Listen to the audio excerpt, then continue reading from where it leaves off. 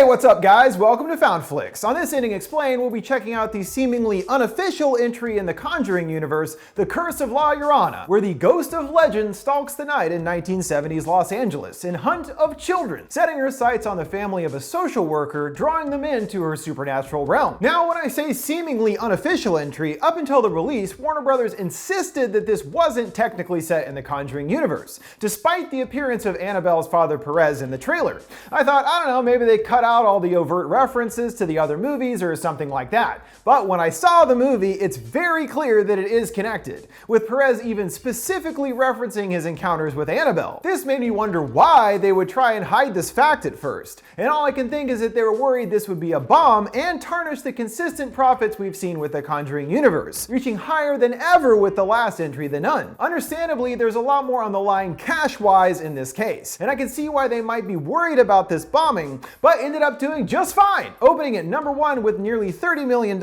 and costing only a measly $9 million. It was an instant success. The funny thing being, if they had played up the Conjuring connection, it probably would have grossed a heck of a lot more. Oh well, nothing wrong with playing it safe, I guess. And no matter what we were led to believe, this is part of the Conjuring universe. If you're one of those that likes to keep track of where this lines up chronologically with the other entries, it's after the first Conjuring and possibly after the upcoming Annabelle Comes Home, taking place in 1973. Though beyond a few references to the events of Annabelle and the reappearance of Father Perez, it doesn't really connect to the others in any substantial way. If you're not familiar with the original folktale that inspired the film, be sure to check out my video covering one of the many versions of the original Weeping Woman story and the real-life background to the character, one that has terrified children across the world into behaving, or else La Llorona will come for them. Here the character has been giving a modern horror spin, a spooky specter in a white wedding gown with ever-present black tears and a love for the jump scare. As has become expected from the Conjuring series, they are never very visceral or gory, relying more on atmosphere and classic jump scares to provide its frights. In this sense, The Curse of La Llorona reminded me of The Nun, which was more or less a fun house of scares for 90 minutes with little regard to anything like characterization or story. And La Llorona follows the same mold established there, relying heavily on jump scare based scenarios. So it does work in that sense, and I actually do like their specific take on the infamous spirit of legend. The character itself is a worthy enough ghoul on its own. So if you're looking for a whole bunch of people wandering around in dark and spooky hallways, calling out for some other random person, then eventually Llorona pops out from behind a mysteriously moving curtain or whatever, this is the movie for you. Alright, let's check out The Curse of La Llorona, breaking down the movie, how it does connect to the Conjuring universe, including another connection that was deleted from the film's ending,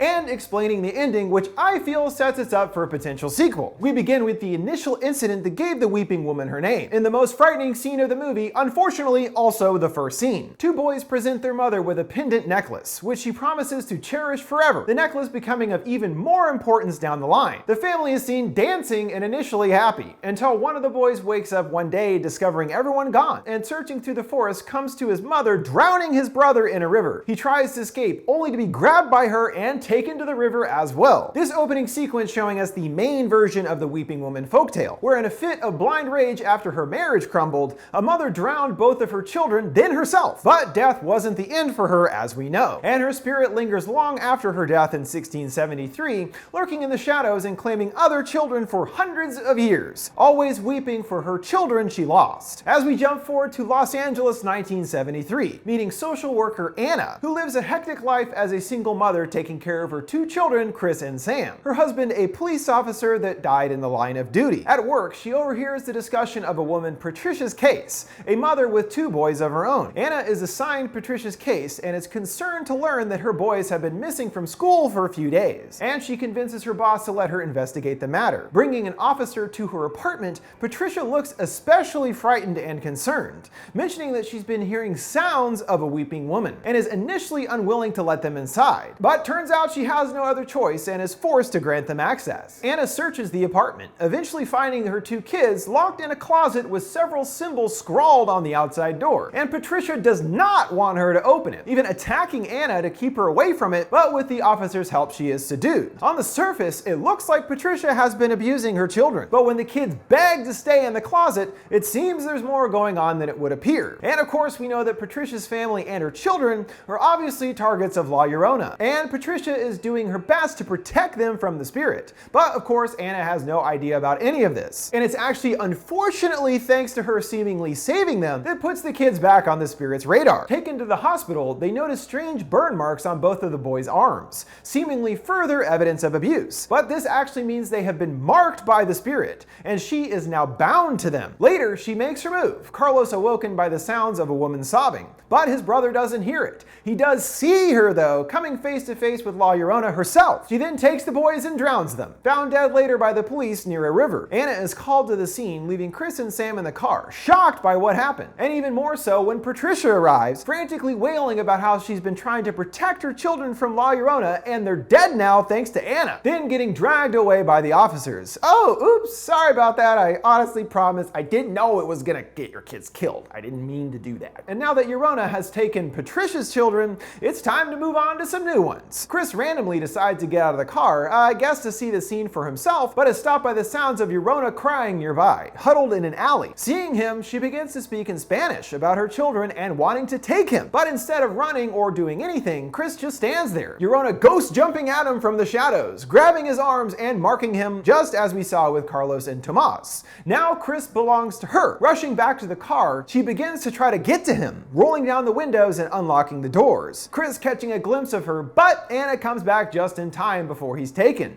Phew, good timing. Too bad this is all your fault and now your kid is on Llorona's watch list. The next day, Anna returns to Patricia's home, seeing people engaging in a cleansing ritual to ward off bad spirits. There she meets Father Perez, the same father who helped John form with his evil doll problem a few years prior in the first Annabelle film. Anna asks him about Llorona after hearing Patricia mentioning the name, and Perez knows all about her too, giving a nice backstory dump on her that jives almost perfectly with what was discussed in my previous video on the Folktale. Llorona was the most beautiful girl in her village, who married a wealthy rancher, the two having children and living a happy life together until he left her for a younger woman. Men are pigs, causing her to go apeshit and drown her kids, then herself once realizing what she'd done. But because of killing herself, she was not allowed access to the afterlife, damning her spirit to wander the earth for eternity, all pretty much taken right out of the standard version of the Folktale. Though unlike the Folktale, this Llorona seems to have some kind of weather powers or something, because it's almost constantly raining throughout the movie and it takes place in Los Angeles, where it rains like once a year for 15 minutes. So it's definitely odd that it's raining so much. Must be because of her. And even more impressively, she has wind powers too. She's always blowing curtains around or making rocking horses move on their own. Wind power activate! And it's this same power that she uses to get Sam. Playing outside with her umbrella, as you do, when waving it down, she catches a glimpse of the specter, the wind then blowing the umbrella out of her hand and into the pool. Sam reaches to retrieve it and Llorona appears, grabbing her arm and burning it. Uh-oh, now they're both marked. Trying to understand the situation more, Anna attempts to talk to a still angry Patricia in prison, who maintains she believes it was Anna's fault her children were killed, and admits she didn't pray to God for the boys' salvation, but instead prayed to Llorona to take Anna's kids in exchange for her own. Pretty rude, as this could be what led her to Anna's kids, but I'd still say Patricia is ultimately justified in her feelings. And it's obvious she's not about to let Anna off the hook after what she has taken from her. And now, as we saw earlier with Patricia, the tables begin to turn for Anna. Her co-workers showing up at the house worried about the kids, especially with those odd burns on their arms. The kids lying and saying they fell, which is somehow enough to keep social services off their back for now. I guess it's the 70s, it was probably a lot more lenient back then. Just don't beat your kids too much and then we're okay. Sending the kids to bed, Anna finally gets her first look at the spirit and begins to understand that Patricia wasn't so crazy after all. And only now, for whatever reason, does Anna decide to actually ask her kids if anything strange has been happening. Great parenting as usual. And Chris is like,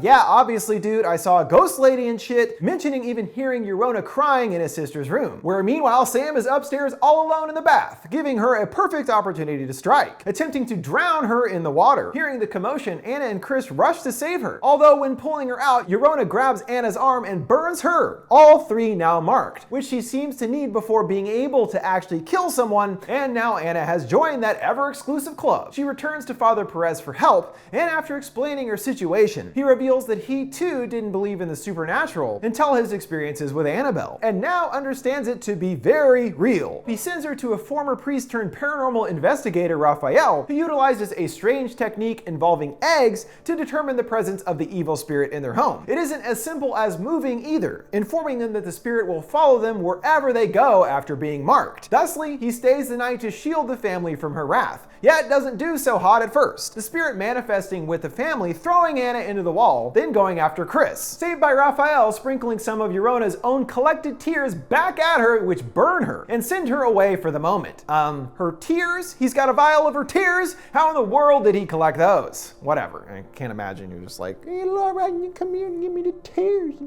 He vows to make extra sure after that to definitely protect the family for real this time, spreading seeds from the same kind of tree near where Llorona drowned herself in a protective barrier around the house. But their plan is quickly foiled by little Sam. Left alone when the others go to cover the back door, she reaches precariously over the barrier for her precious dolly, and of course scoots it right over the cover, scattering the seeds. Instantly, Llorona takes the child, attempting to drown her in the pool. Anna dives in, tussling with the spirit underwater, stopped by a quick-thinking Raphael who blesses the pool with holy water, causing Llorona to disappear, allowing Anna to save Sam, also now clutching another memento from their battle, Llorona's pendant that was given to her by her children hundreds of years ago. Even with her temporarily subdued, someone else re-enters with the kids on their mind. Patricia, who shows up at the house wielding a shotgun, hell-bent on delivering Anna's children to the demon, keeping her and Raphael at gunpoint. Llorona shows up to get the kids, sending them scurrying upstairs to the attic to hide. The others unable to help, or they'll get shot by the still pissed off Patricia. The spirit appears in the attic, moving the objects in the room to push the kids out from their hiding spot. Descending upon them, about to take them both, Chris produces an object that stops her in her tracks, the necklace given to him by Anna, and for a brief moment, Llorona appears as her former human non-monstrous self, until a clumsy Chris accidentally pulls a curtain concealing a mirror, and when seeing her true reflection, Llorona reverts to her evil demeanor, and it looks like it's all over for the kids, until Patricia has a last-minute change of heart,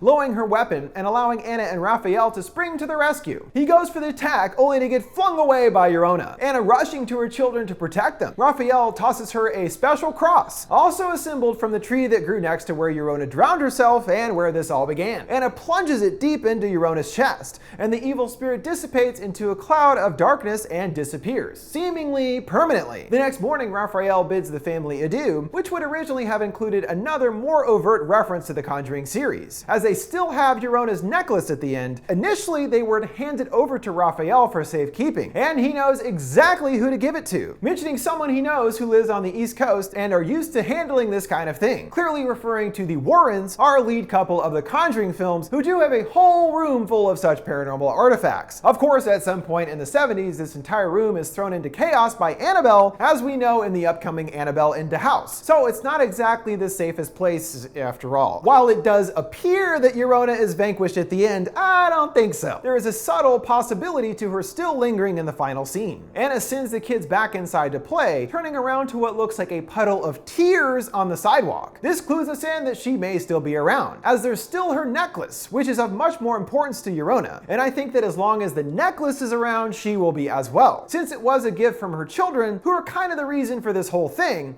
it makes sense that this object is tied to her spirit, something that isn't out of question when we're talking about the supernatural. If you ask me, she may be done torturing Anna and her children, but she is definitely not gone for good. So we'll see you in a couple years for Llorona Strikes Back, which brings us to the conclusion of our ending explained for the Curse of La Llorona. While certainly on the lower end quality-wise of the Conjuring series, it still provides good jump scares and a memorable villain in the folktale brought to life via Llorona. And sometimes that's enough for a movie like this, even if it doesn't reach the heights of the first two Conjuring films. And the pressure is even higher for the upcoming Conjuring 3, whose directorial reins were handed off from original mastermind James Wan to the director of this film, Michael Chavez. So let's hope the script is better on the next one, because Chavez does have the chops to execute a good jump scare. Just need a little more meat on the bone in every other aspect. What did you guys think of the Curse of La Llorona and its ending? Where do you think it ranks in the Conjuring series? Let me know your thoughts in the comments below. Make sure to like, subscribe, and follow. Thanks for watching FoundFlix. See you next time.